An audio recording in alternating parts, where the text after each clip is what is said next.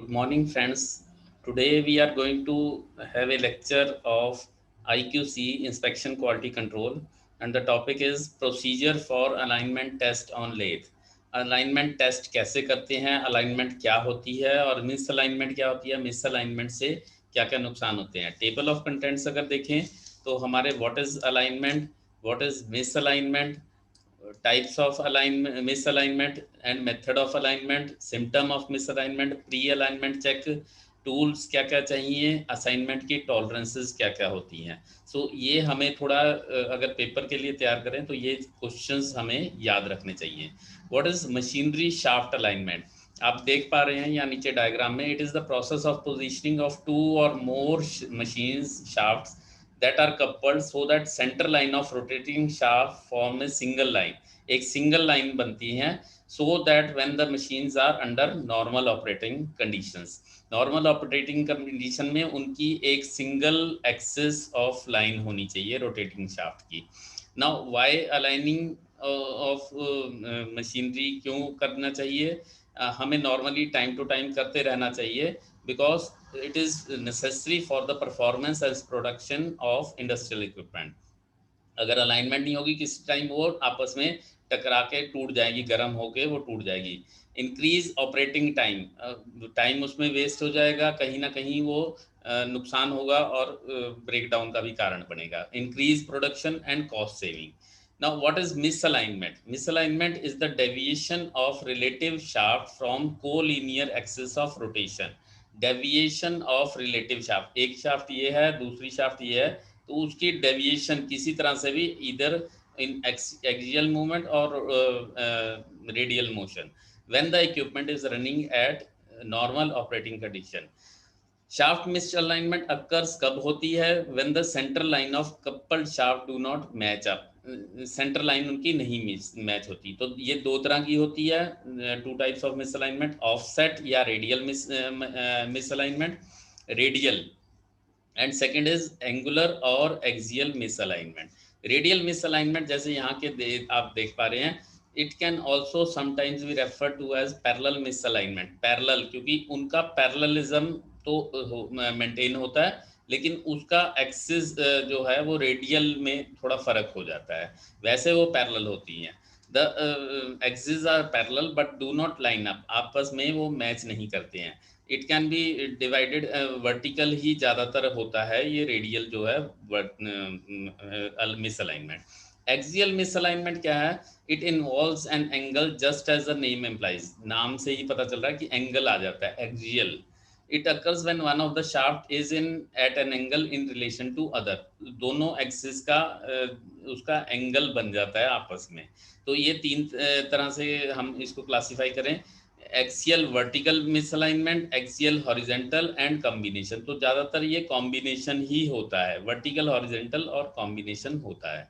Misaligned का मतलब क्या है, it is a risk to your business, lead to an unplanned production stop, किसी टाइम भी प्रोडक्शन अनप्लानिंग, बिना प्लानिंग के ही रुक जाएगी।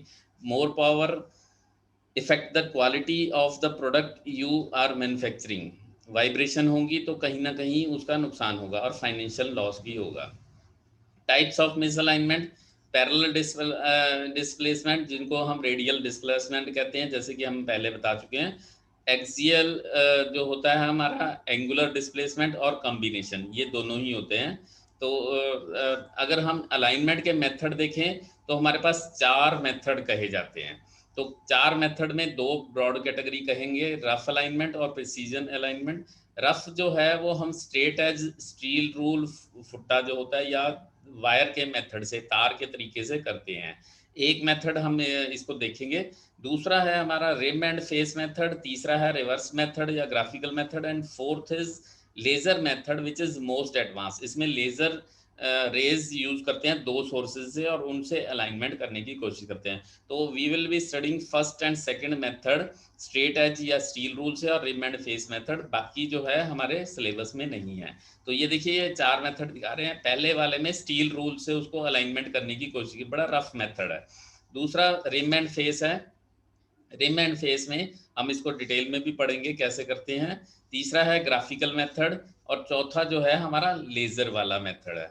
तो लेजर में दो सोर्सेज से लेजर रेज भेजी जाती हैं और उनकी अलाइनमेंट की जाती है। सिम्टम क्या है मिस अलाइनमेंट के? होता क्या है, pre mature bearing, seal, shaft, coupling failure. जिस कपलिंग को 2 साल चलनी है या सील को 2 साल चलना है वो 1 महीने में ही फेल होगी। हाई वाइब्रेशन, बहुत ज़्यादा वाइब्रेशन हो रही है, हाई टेम्परेचर हो रहे हैं बियरिंग के या केसिंग के, एक्सेसिव ऑयल लीकेज हो रही है, कपलिंग गर्म हो रही है, फाउंडेशन बोल्ट लूज हो रहे हैं बार बार, कपलिंग बोल्ट या उसके नीचे की जो पैकिंग है शिम्स हैं वो ब्रोकन हो रही हैं या लूज हो रही हैं, शाफ्ट टूट रही हैं या क्रैक हो रही हैं, कपलिंग हग भी क्रैक हो रही हैं। और कुछ दूसरी मशीनें हैं उनकी कम वाइब्रेशन है, लेकिन सिमिलर मशीन है उनकी कम वाइब्रेशन है, इनकी ज़्यादा है। इफेक्ट क्या है मिसअलाइनमेंट के? Vibration in the machine and associated equipment, vibration हो रही है, एक्सेसिव वियर हो रहा है, टेम्परेचर बहुत ज़्यादा राइज हो रहा है, कपलिंग का फेलियर हो रहा है, आवाज़ बहुत आ रही है, नॉर्मल नॉइज आ रही है, overloading of prime mover, motor के ऊपर बहुत ज़्यादा लोड पड़ रहा है, मोटर की आवाज़ आ रही है, and decrease the efficiency of machine, machine की एफिशिएंसी जो है वो डिक्रीज हो रही है। कॉजेज क्या हैं? अब कॉजेज मिसअलाइनमेंट के क्या हैं? थर्मल एक्सपेंशन, या तो वो एक्सपेंड हो गई है, एक साइड में गर्म हो रही है एक में ठंडी है तो उसका एक्सपेंशन हो गई है। स्ट्रेस है, सॉफ्ट फुट है, सॉफ्ट फुट मीन्स कि उसके नीचे जो पैकिंग वगैरह है वो ठीक से नहीं दी गई है, या एक फुट जो है मशीन का वो कहीं सॉफ्ट है, हार्ड नहीं किया गया है, बियरिंग का फेल हो गया है, वाइब्रेशन है, या पुअर वर्कमैनशिप, जब अलाइनमेंट की गई थी तो उसकी वर्कमैनशिप ठीक नहीं थी। मैकेनिकल कॉजेज क्या हो सकते हैं? Unbalance rotating component, damaged impeller, bend या वार्प्ड टेढ़ी मेढ़ी शाफ्ट है, मिसअलाइनमेंट, पाइप की स्ट्रेन है, या डिज़ाइन है उसका खराब, या उसकी थर्मल ग्रोथ, पाइप में ही कुछ ऐसी ग्रोथ हो गई है, उसके बीच में कुछ दाने ऐसे हैं जिसकी वजह से वो उसमें वाइब्रेशन हो रही है। थर्मल ग्रोथ हो रही है कुछ शाफ्ट की, रबिंग पार्ट, आपस में कुछ पार्ट रब हुए हैं जिसकी वजह से अलाइनमेंट उनकी खराब हुई है। वर्न या लूज बियरिंग है, लूज बियरिंग या घिसी हुई बियरिंग है, लूज होल्ड डाउन बोल्ट, नीचे जो बोल्ट लग रहे हैं फाउंडेशन के बोल्ट वो भी कहीं लूज हैं, या पार्ट कोई लूज है या डैमेज कोई पार्ट है, उसकी वजह से वाइब्रेशन होती है। नाउ प्रिसाइज अलाइनमेंट क्या ज़रूरी है? हम कहेंगे हमारा काम चल रहा है, लेकिन now the trend in industry is toward higher speed, high horsepower and less steering. वो कहते हैं कि हाई स्पीड चाहिए, हाई हॉर्स पावर चाहिए और वेस्टेज बहुत कम चाहिए। तो इससे क्या होता है कि हमें जब वेस्टेज कम चाहिए तो प्रिसाइज अलाइनमेंट हमें ज़रूरी है, और balancing to minimise vibration and premature wearing, हमें मिनिमम कम से कम नुकसान चाहिए तो वाइब्रेशन कम होनी चाहिए, और इसीलिए अलाइनमेंट की ज़रूरत पड़ती है। और as we know stresses from misalignment are directly proportional to the speed of unit. ये अलाइनमेंट अगर स्टेट्स देखे जाएं तो दो तरह से कर सकते हैं। कोल्ड अलाइनमेंट जब मशीन रुकी हुई है, और हॉट अलाइनमेंट जब मशीन चल रही है उस वक्त कर रहे हैं तो उसको हॉट अलाइनमेंट कहते हैं। Pre alignment requirement, pre alignment requirement means कि मशीन को इंस्टॉल करने से पहले ही उसको अलाइन करें, तो उसकी रिक्वायरमेंट क्या है कि foundation, grout, base plate, piping, coupling, installation, soft foot, shim, sag, feeler gauge, इनकी रिक्वायरमेंट पड़ती है। इनको हम अलग से स्टडी करेंगे, यहाँ पे नहीं स्टडी करेंगे। फाउंडेशन, ग्राउट, ये अलग से टॉपिक हैं जो हम एक दूसरे सब्जेक्टों में भी पढ़ते हैं। फाउंडेशन का एक मैं छोटा सा रूल बता देता हूँ कि it should be adequate size and good condition, और इसका एक थंब रूल है कि अगर वो रोटेटिंग मशीन वाली है तो उसका कंक्रीट का वेट जो है approximately 3 times the machine weight होना चाहिए। कंक्रीट का वेट मशीन से 3 गुना होना चाहिए अगर वो रोटेटिंग मशीन है, और अगर रेसिप्रोकेटिंग है तो कंक्रीट वेट 5 गुना होना चाहिए। अब आप बात करते हैं अलाइनमेंट प्रोसीजर की। तो अलाइनमेंट में डायल इंडिकेटर, 2 डायल इंडिकेटर कम से कम चाहिए, 2 ब्रैकेट चाहिए, स्ट्रेट एज स्टील रूल चाहिए, metre tape, vernier caliper, micrometer, mirror, tool box और शिम चाहिए। ये अलाइनमेंट के लिए ज़रूरी हैं। तो अलाइनमेंट विद स्ट्रेट एज या फीलर गेज से क्या करते हैं, ये फ्लेक्सिबल कपलिंग में ही ज़रूरत होती है, बहुत रफ मेथड है। तो इसमें radial misalignment is checked with the help of straight edge, हम क्या करते हैं, एक नाइफ एज जो होती है उसको जो हमारी शाफ्ट है उसके ऊपर रख के देखते हैं, दो शाफ्टों के ऊपर रख के देखते हैं, और एक्सियल अगर मिसअलाइनमेंट है तो हम फीलर गेज से उसको चेक करते हैं। एक्सियल है तो एक्सियल में उसके बीच में फीलर गेज लगा के देखते हैं। ये ज़्यादातर नॉन क्रिटिकल मशीन्स के ऊपर होती है। यहाँ पे देखिए दो शाफ्ट हैं, उनकी अलाइनमेंट चेक कर रही हैं, तो हम एक फुट्टा उसके ऊपर रख लेते हैं, तो उससे चेक करते हैं। वी बेल्ट पुल्ली और sprocket can be aligned with the straight edge. जो वी बेल्ट पुल्ली होती है वहां पे हम इसको चेक कर सकते हैं। अब दूसरा मेथड आता है डायल इंडिकेटर, जिसमें फेस एंड रिम मेथड होता है। अब इसमें डायल इंडिकेटर की बहुत जरूरत पड़ती है। Dial indicator works with the index of MM scale. इसकी स्केल जो है एमएम के टुकड़ों में होती है। इट इज 0.01 से लेकर 12 mm तक होता है। अब जब शुरू करना है इसको तो सबसे पहले we must ensure that all the dial indicator are set to zero. Use करने से पहले ही चेक करना चाहिए कि इसकी जो सुई है वो जीरो पे है। अगर नहीं है तो इसका मतलब वो ठीक से इंडिकेशन नहीं देगा। When recording the data the plus sign shall be given when the rod of dial indicator goes back into its seat. अब डायल इंडिकेटर जो है वो जब अंदर की तरफ, इसकी रॉड अंदर की तरफ जाती है तो उसके ऊपर पॉजिटिव सिग्नल आना चाहिए, ये ध्यान रखना है, ये इसका पॉजिटिव सिग्नल आना चाहिए। और अगर वो बाहर निकलती है, ये रॉड बाहर की तरफ निकलती है, तो इसका नेगेटिव वाला सिग्नल आता है। जब डायल इंडिकेटर का मेन पॉइंटर 360 डिग्री पूरा एक घूम जाता है तो ये छोटी वाली जो है the small pointer will show 1 mm displacement, इसके ऊपर 1 mm दिखाता है। एक से लेकर ये 12 mm तक है। तो जब ये पूरा एक 360 डिग्री घूम जाता है तो ये 1 mm दिखाता है।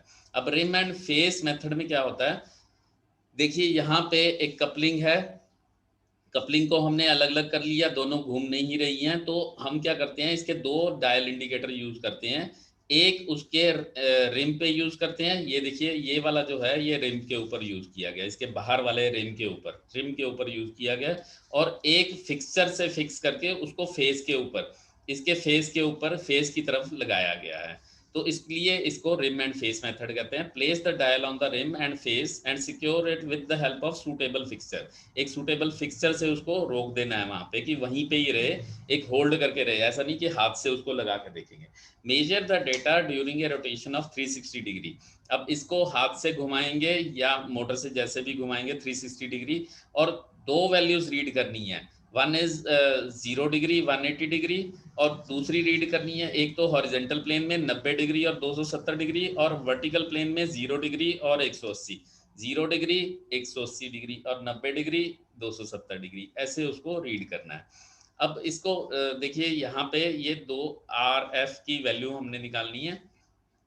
अब इसमें क्या करना है कि mount the dial indicator fixture, measure the A B C dimension. A जो है इसकी टोटल रिम की वैल्यू, बी उसकी मोटर से कितनी दूरी है, जो लेफ्ट वाली कपलिंग है उसकी बी की मोटर से, और लेफ्ट वाली की सी के जो उसका पैर है वहां से सी कितनी है। तो ए बी सी ये तीन वैल्यूज रीड करनी है। ऑब्टेन एज फाउंड रीडिंग, जैसे मिलती हैं वैसी ले लेनी है। वर्टिकल फुट पोजीशंस लेनी है। वर्टिकल फुट पोजीशन जो है वो हमें इस तरह से लेनी है। अभी ये मैं बताता हूँ कि कैसे लेनी है। वो हमें चार तरीके से लेनी है। मैंने बताया कि एक 0 डिग्री पे, एक 80 डिग्री पे, एक 90 डिग्री, एक 270 डिग्री पे। Make vertical corrections, horizontal correction, अगर कोई आपके डायल इंडिकेटर में गलतियां हैं तो उसको करेक्शन करनी है। 2-3 बार इसको रीड करना है so that final alignment values आपको मिलती हैं। अब देखिए यहाँ पे एक एग्जांपल बताया गया है, मैं यहाँ पे दिखाता हूँ आपको कि ये रिम का है वैल्यू और ये फेस की है। तो रिम में 0 और 3 आ रही है वर्टिकल साइड में, और यहाँ पे 0.1 और 0.2 आ रही है। नाउ माइंड यू कि अगर हम जब ये लेंगे तो इसका और इसका जोड़ और इसका और इसका जोड़ 1 होना चाहिए। इसी तरह से यहाँ पे देखिए फेस में भी ऐसे ही होना चाहिए कि 0 और 0.8 है, 0.5 और 0.3 है, ये दोनों सेम आने चाहिए। ए हमने देखा, ए की वैल्यू 150 मिलीमीटर, बी की 465 आ रही है और सी की 1255 आ रही है। तो हम इसकी एफ और आर की वैल्यू निकालेंगे। एफ जो है हमारा plus minus R by 2 plus plus minus F into B over minus A, तो ये वैल्यू आएगी। और आर की value plus minus R by 2 plus plus minus F into C बटे माइनस ए, ये एफ और आर, फेस और रिम की ये मिस अलाइनमेंट की वैल्यू आएंगी।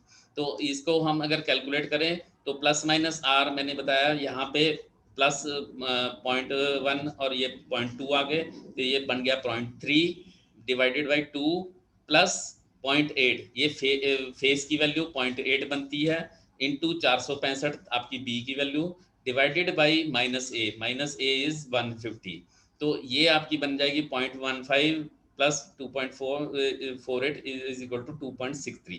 तो ये इसकी फेस की मिसअलाइनमेंट वैल्यू आती है। इसी तरह से आर की वैल्यू 6.84 आती है। तो हर एक जगह पे इसकी कुछ वैल्यूज दी होंगी, अगर नहीं दी हुई हैं तो इसकी कुछ वैल्यूज हैं कि लेथ के जब आप इसका इंस्टॉलेशन का वो लेके आएंगे तो वो बताएंगे कि इससे ज़्यादा नहीं होने चाहिए। तो रिम एंड फेस मेथड में ये देख सकते हैं। एडवांटेज क्या है, it is good for large dia hubs जहाँ पे शाफ्ट बहुत क्लोज हैं और ज़्यादातर शाफ्ट आपस में रोटेट नहीं कर सकती हैं during alignment. Easy to use है। डिसएडवांटेज क्या है, फेस रीडिंग बहुत लेनी मुश्किल है if there is axial float in the shaft, अगर एक्सियल यूज वो कुछ फ्लोट करती है। Requires removal of coupling spool, more complex alignment calculation, too much manual work and indicator sag भी होता है। अब कंपैरिजन करें, स्ट्रेट एज मेथड एक्यूरेसी बहुत कम है, स्पीड अच्छी है, ईज ऑफ यूज अच्छी है। अब इसमें देखिए स्ट्रेट एज से फुट्टे से हमने अलाइन कर लिया, बहुत तेजी से हो जाता है, एक्यूरेसी नहीं आती। लेकिन डायल इंडिकेटर में एक्यूरेसी अच्छी है, स्पीड कम है, ईज ऑफ यूज भी कम है। लेजर शाफ्ट में क्या है, एक्यूरेसी बहुत अच्छी है, स्पीड भी बहुत है, ईज ऑफ यूज भी अच्छा है। That is all for today. Thank you very much.